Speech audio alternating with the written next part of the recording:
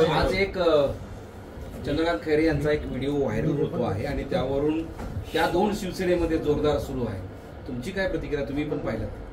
बघा, मला जे भीती होती ते भीती खरं ठरत आहे की जेव्हा जेव्हा निवडणूक जवळ येईल तर त्यांचा जे एजेंडा आहे, त्यांचं जे मुख्य कॅम्पेनिंग करण्याचं जे टॉपिक असणार आहे ते जाती आणि धर्माचा.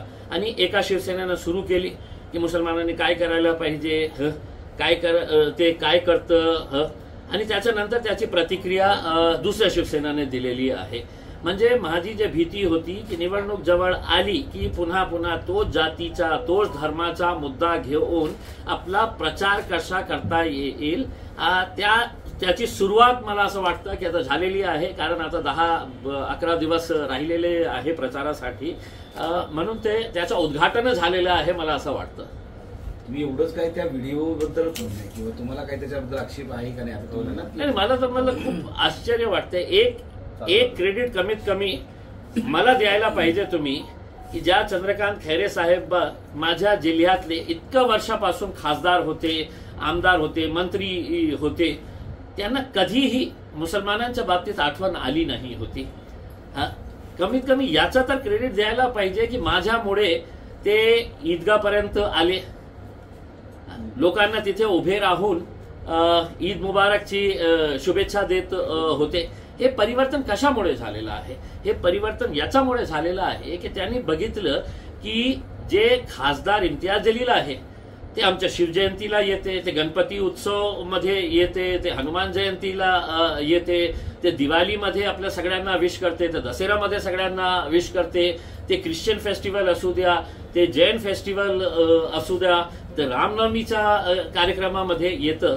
मग सर्व लोकांना घेऊन जाणारा खासदार आहे याची ओळख झाली. मग त्यांना असं कळलं की बाबा आता हे हिंदू मुस्लिम काही चालणार नाही.